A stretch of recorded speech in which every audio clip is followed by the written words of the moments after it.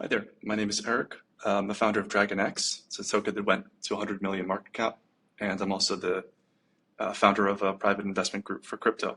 I wanted to just put together a presentation here about taking a small portfolio and making it bigger by finding the right investments. This is something that I get asked about a lot, so I thought that it would be cool to kind of give you guys some of my insights into how you could go from 10,000 to 1 million in a more systematic way and with the right framework in mind.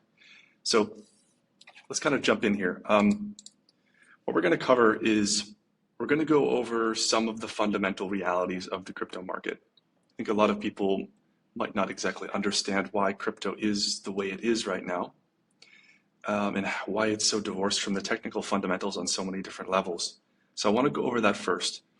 The next thing I'm going to do is I'm going to boil down what I think are the most fundamental principles to a crypto project, so that we can use those to develop a framework, specifically what I'm calling the traffic valuation formula.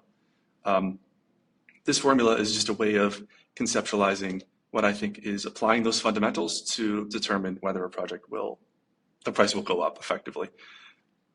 So then we're going to get into some case studies. I'm going to basically show this formula in action so that you can see that it has a track record and has worked in the past, both for things that I've picked out and also for projects that are just out there in the ecosystem.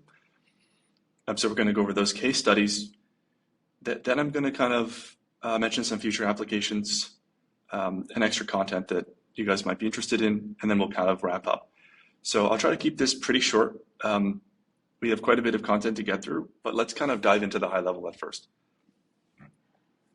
So first, I want you guys to ask yourself, like, why are we even in crypto, right? Like, and I don't mean to make money, because obviously that is the reason, but the question is, if you could buy a safer, less volatile asset that got you to your financial goals as fast, you would. But nevertheless, you're here in crypto, right? So the question is kind of, why are you here? And this is something that's worth paying attention to. I think if you have a very low attention span and you can't sit for 5 minutes while I explain this, you're probably not going to make it anyway, to be honest with you. Like, this stuff is important because it's foundational, right? Like, understanding why this market is the way it is how you set yourself up for success. So please just be patient, try to understand where I'm going with this. From my perspective, the reason why is because you're kind of forced onto the risk curve, right? The world is changing in a very specific way, and because of these changes, you're being forced to buy into very risky assets to improve your life situation in a way that past generations haven't really needed to do. So getting into this a little bit more, you can think about how inflation has really hollowed out the middle class and lowered the quality of a lot of goods. And if you just look at the middle class wages here on the right, you could see how wages are basically been completely stagnant. They've been dropping for middle and low wage people, and they've been barely raising. A very high wage has gone up a lot, but relative to inflation, which is at least 25% since 2020, it hasn't really gone up very much, right? So, on the left, we have shrinkflation. Like, I'm sure a lot of you growing up, you remember having these massive candy bars. And now you go to the store and the candy bars are tiny, but the price is the same or even higher. So something's going on with the money, right? There's some kind of loss of value that's happening, and it's being reflected in consumer goods, it's being reflected in wages. People are getting a little bit more desperate. My generation, the millennial generation, is incredibly priced out of housing, particularly. You can see on the left, home to price income ratio is very bad. It's very hard for entry-level buyers to get into the home buying market, and this leaves people renting. It leaves people without developing any equity in their homes. And in addition to that, you have people who have massive student loan debt, right? So my generation was also saddled with massive student loan debt that really affected a lot of people's finances and ultimately are contributing to that feeling of hopelessness and their ability to access more traditional financial assets. You can even kind of think about car prices. Like, the pandemic was really a shifting point where inflation really took off, and a lot of assets that used to be basically consumer goods. They became financialized, and are now getting harder and harder to afford. And one of those is cars. This is kind of pandemic prices of used cars, pre and post pandemic prices of used cars. You could see here that cars are starting to become like houses in a sense that more and more people need financing. It's harder and harder to afford the down payment on the car. And since the pandemic, the prices have gone up a lot, and they haven't returned. They haven't returned down. Meanwhile, wages are stagnating, right? So something's going on here with the money, and it's causing people to enter a period of desperation where they own less and they effectively need to speculate more to make up the difference. Another thing I'll mention here is this idea of seigniorage, which is it's effectively profit made by a government by issuing currency. So you can remember in the pandemic, all of this money was being printed. Interest rates were at zero. And pandemic-based companies were ranking in billions and billions of dollars. And these new billionaires got all the money, right? They got all the printed money. And they bought assets. They bought financial assets. They bought luxury goods. They drove the price of housing up. And that was on the backs of everybody else. That's on the backs of effectively of the credit of the government, which is backed by every single one of us. So effectively, it was a massive tax. It was a profit for the government and people that were connected to the government, but it basically harvested value from the rest of the society. And so it just further separated the small group of people at the top who are connected to the average person, right? To us. People who have businesses, people who are working jobs. That value was harvested away and just further increased the desperation. You can see it in the car prices, as I showed you. You can see it in the home prices. So this is very real and it's happening. And this is why many people have turned to what they feel is their only chance to make that 10 or 100x, to run it back. And many people have discovered the Bitcoin life raft, right? So if you look at Bitcoin against most major currencies, or even Doge or Monero, you can see how well it's performed. Here on the left, you have Bitcoin against the US dollar, and it's effectively going parabolic, or it has already gone exponential against the US dollar. To the point where people are well aware that at this point that debasement is happening and that they should be hedging it with some crypto. So people are flooding into the market. Stablecoins are at an all-time high in crypto, and people recognize that Bitcoin and altcoins represent a life raft away from a system that is becoming increasingly unequal and is effectively pricing people out of traditional investments. So I'm just trying to develop, I'm trying to get you to develop a sense for the psychology of people coming to the market, because it is important and it will help you understand the next element of this traffic formula, why it's so important.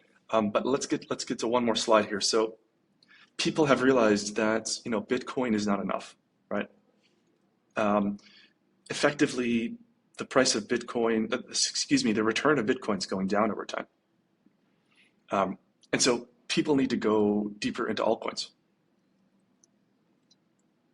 They need to go out on the risk curve, and they need to chase influencers and other people that have eyeballs to get into these projects.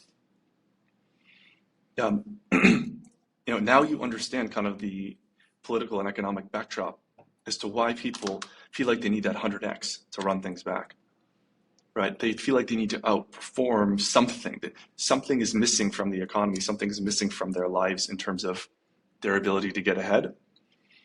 The reality is it's seigniorage and inflation, as well as other things like globalization and, there's wage competition, but in general, outrunning decades of inflation is a huge part of this. So they feel like they need that 100x to run it back. Bitcoin's not going to do it for them, essentially. So this is why people are going to move into alts, right? And this kind of bleeds into my formula of my formula to get us to 100x, because we know people are going to go to alts, right? But what is the framework that we need to determine what altcoins people are going to go to? Right, we need a framework based on fundamentals that is kind of unshakable and can work across multiple projects and effectively allows us to to traverse the market and understand, okay, this crypto represents an opportunity and this one does not. And so what is that fundamental element, right, as people move into alts?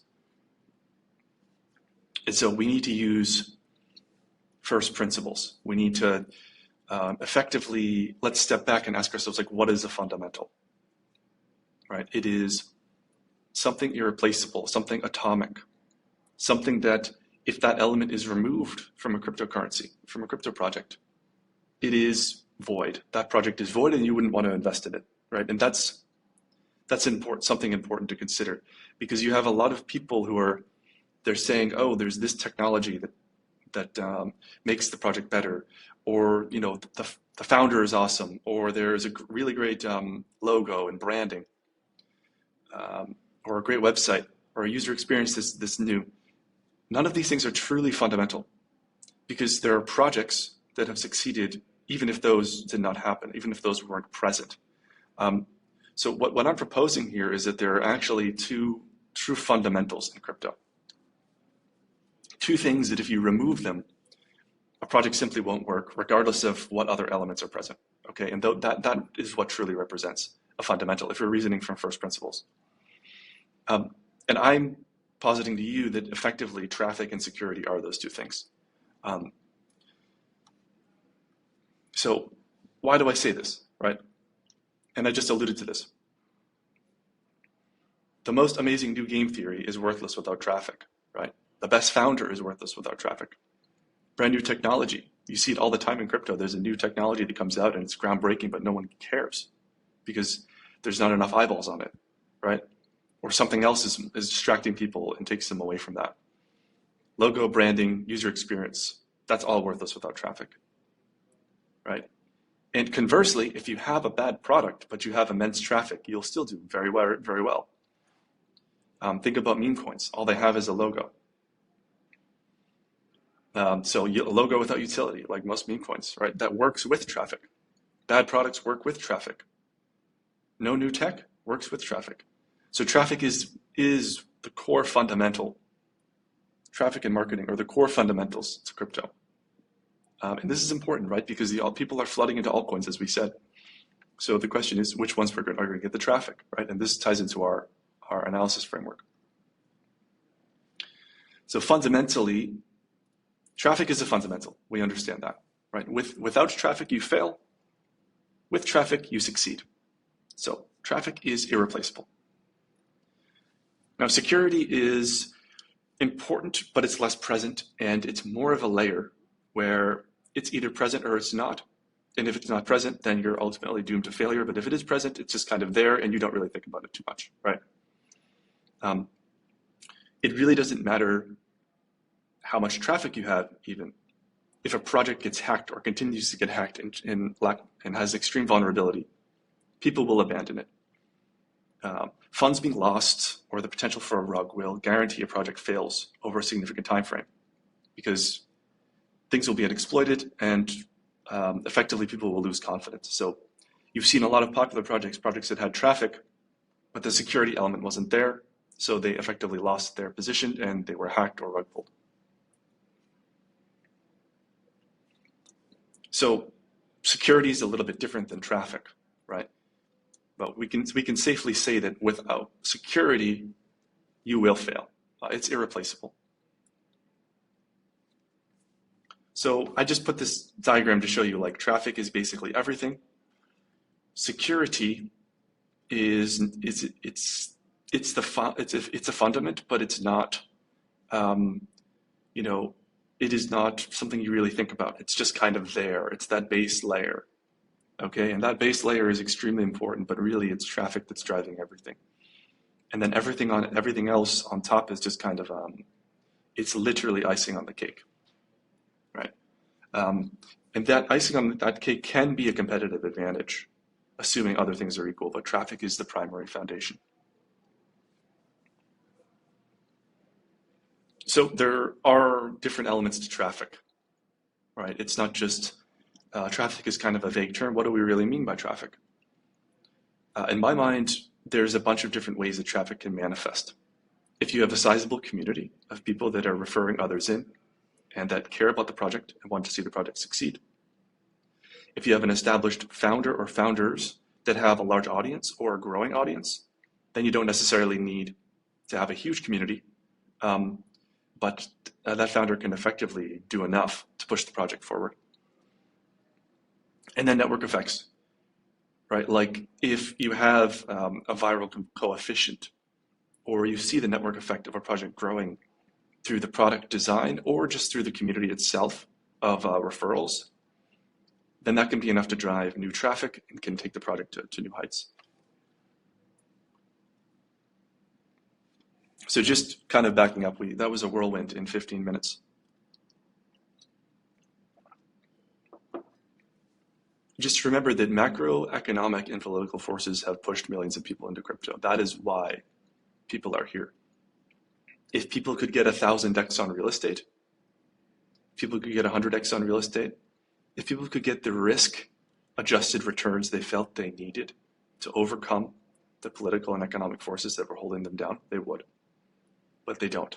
So they're going out on the risk curve, right? And the second element to that is Bitcoin is not enough for them to get that home run. So they must go into altcoins. Now, the foundational element to a successful altcoin is traffic, right? In other words, getting the masses to see their project. So we're focusing on that fundamental element, which is traffic. And this is now enough for us to develop a framework based on the fundamentals of security and traffic. And this is where it gets interesting, because now we're going to start to get into practical applications and ways that you can apply this framework to make money. Particularly make outsized returns, right? Because you have your 10,000 if you need 100x. So I'm calling this the traffic valuation framework. So this specific framework is just one way of applying the fundamental. See, the fundamental is atomic. So it can have many manifestations. It could be by analyzing the viral coefficient of a project, right? That's another way that you can analyze traffic that may result in you uncovering value. But for the purposes of this exercise, for the purposes of this video, we're going to focus on traffic as it comes from founders and as it comes from influencers specifically, which is enough for you to get your 100x. But keep in mind that understanding the fundamentals is so important because it allows you to apply and develop new frameworks. So let's go over the traffic valuation framework, okay? Can move my video here. So think of it this way. If a token has current holders H and a promoter with followers F, where F represents a large untapped audience, in this case, users that are not yet holding the token. And if a certain number of those followers become new holders, we would expect the price to increase in proportion to the relative growth in the holders. Does that make sense? So effectively, if you have a coin or a project that has, say, a few hundred holders, but it has a influencer that has 100,000 followers, or it has an influencer that has 5, 10, 20,000 followers, it doesn't need to be huge. The delta between the number of people that are following that person and the potential holders in the project, that is opportunity. And that is the fundamental concept behind the traffic valuation framework. So there are a couple of caveats to this kind of analysis, right? You need to look at the buying power of holders between different projects. This will vary. The incremental addition of an individual holder will depend on the project and how committed they are. Each person is economically. So this needs to be adjusted on a per project basis. Always remember that sustaining growth requires expanding the holder base. So timeframes for investment really matter, and that's why we need to be early. And this is something we're going to go over into how exactly to be early. But effectively, being early is a critical component to this because you want to be as early in that formula as possible when the ratios are as favorable as possible, right? And again, going back to our fundamental about security, the ship will sink, and if there's no security, there'll be a loss of trust. So secure code must be considered. It's fundamental.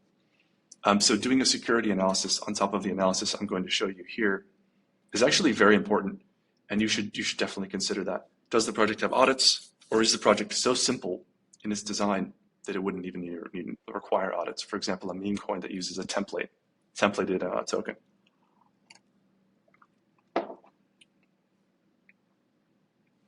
So now I'm going to give you one example of this framework applied. Okay, I have a mastermind, and we basically we're looking at tokens. Now, one of them I found is MAIV. This is a real-world asset project, and it has a founder with about 19,000 on X. He owns his own influential private group focused on real-world assets. As you may know, real-world assets are one of the kind of hottest industries in crypto. So at the time, he had 19,000 followers, but only 400 holders in his project. Okay, now you can see that retail is a little bit sidelined right now. They're kind of tired of down-only prices. Social metrics are showing that sentiment is at all-time lows. So we know that retail is a little bit absent from the market, and that there's an opportunity potential where we may be early. And that's exactly what happened. So at some point, this inequality was closed, and MAIV did a 10x. So you can see here, this is MAIV around the time I was looking at it, and it dropped significantly, right? Because retail was simply bored. There wasn't much happening in the market. I'm recording this in 2025, in the summer of 2025, and it's still quite dead. It's social metrics are showing that we're basically at cycle lows, effectively, in terms of sentiment, but not price. Now, a few months later, this is what we saw. Right? Eventually, the market caught up with the value that this token presented, the potential value. And the reason they did that is because there was traffic. It had that fundamental element of there were users there to roll into the project once the value was discovered by the market. Continuing on here, you can see that during this time, it was traffic and holders that drove the price up. Traffic and holders are what created that price boost, right? That 10x. In this specific case, 150 holders was enough because there was fairly low liquidity in there. Liquidity is an important component, but it's really only part of it. Ultimately, the number of holders that comes in will determine the appreciation of price. And you don't always need to apply this to very low caps. It could be for much higher cap tokens that if you only want a 50 or 70% or 100% gain, you can play a similar formula on tokens that are much larger. And I'm going to go into how to actually identify and find these new opportunities in a moment. So this is just kind of an overview, right? I found Zeus first. I learned about MAIV. I could see the holders were low on his project, and it had 19,000. He has 19,000 followers. So I can actually bump this up here. Just to show you, he has 19,000. There we go. But basically, he has 19,000 with a token that has 400. So that felt like an opportunity to apply our traffic valuation framework, right? I'll give you a few other examples. This is an extremely common pattern, by the way. It's just a matter of finding them.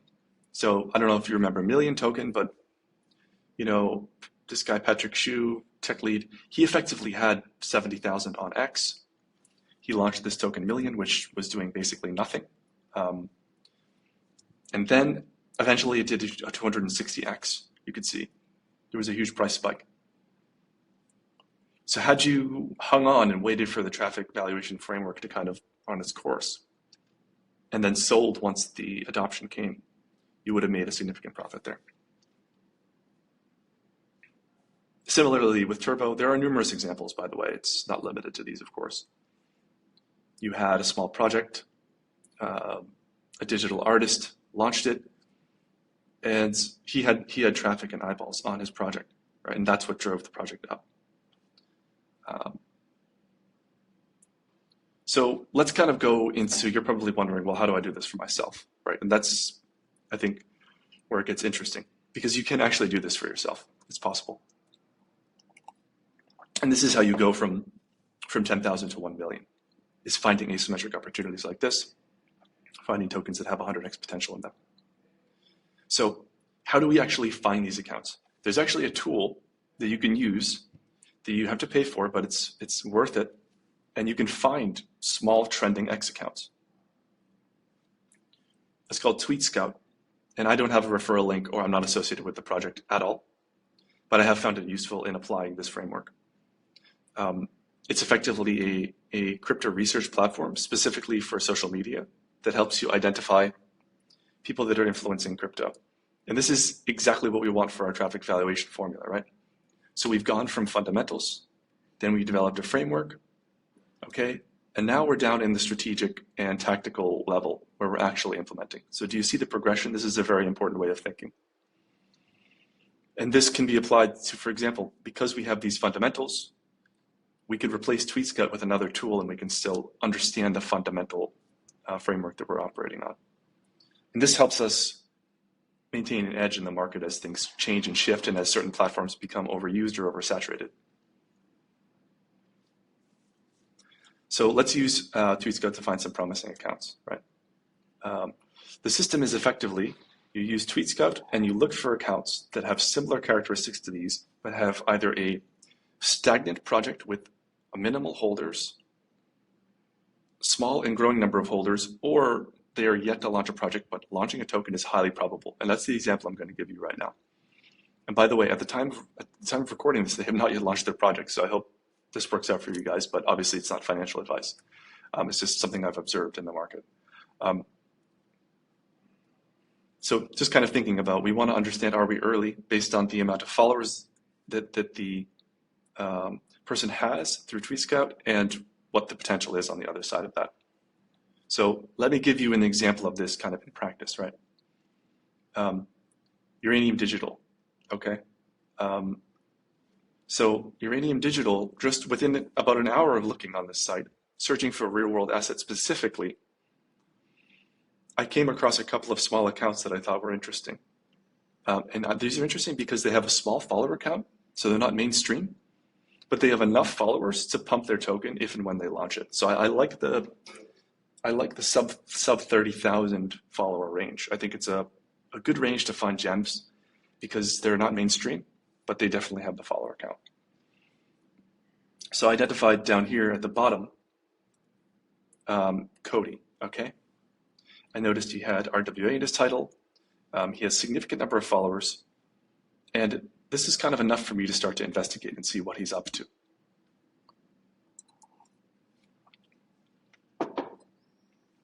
So then what I did is I went down here into his profile, and I saw that he was an RWA builder. Okay, so he's building a protocol. This is key, right? You want to find these founders early.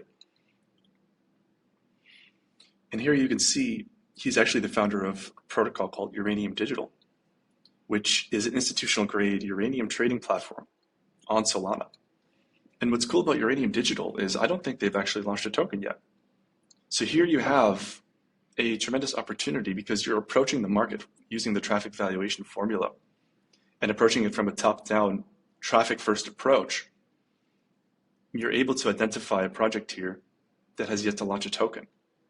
So just keep this in mind. Now, I want you to follow Uranium Digital and let's see if it actually plays out. I think it's going to play out. I think Uranium Digital will launch a token and it will have a phase where it is hyped and the holder count rises and you get an ROI. So I think this is a perfect example of what's achievable through this framework. In this case, you can be at the ground floor on this token. Now, opportunities like this might not be that common. It could be quite rare, but you can find projects that have a significantly small user base relative to the person who's promoting it. Okay. So this is kind of the entire system, right? Find a promising account with a project connected to it. Apply our fundamental filters, which is it secure and does the traffic valuation framework apply? And how early are you in that calculation? And that's how we do it. So you can basically alter this framework to use any tool that hunts down Twitter accounts, X accounts that have a small number of followers and are in the kind of early stages of their project. People are always launching new projects, right? And you want to be early. So this kind of summarizes my system. I wanted to give you a system that was giving you a shot at taking $10,000 and going to 1 million in the crypto market. Now, this isn't complete in many senses, right? Like, you want to have some market timing. You want to do potentially a little more fundamental analysis around each project. You want to do some security auditing around each project that you find. But I think what I'm giving here is extremely strong in the sense that it's based on fundamental principles that a lot of people aren't really talking about. They're focused on what's hot now, top 10 coin lists that get you nowhere because you don't know why they're interesting. Projects where YouTubers are effectively promoting them because they have a stake in them and not because they're quality or because they apply because you're early, right? In many cases, you won't be early if a YouTuber is shilling it. So what's cool about this system is it gives you a way of getting ahead of those YouTubers and getting ahead of the mainstream and actually finding alpha. I think that's why we're in crypto, right? We're in crypto to take $10,000 and turn it into 1 million to change our lives. And just to mention, I do have a mastermind. I do this inside the mastermind, right? So I have 80 investors inside. I'm the founder of this mastermind. We do one-on-one coaching. We do private investment opportunities. And we found 4, 5, 10x projects using this framework. We also issue member dividends based on custom builds that we do inside. And my goal for the group is basically to make everyone a millionaire, right? So if that interests you, no pressure, no worries at all. You can just book a call below. But effectively, this is my framework for taking 10,000 and putting it into 1 million. So I hope this was useful for you. So yeah, I guess I'll see you later. Bye.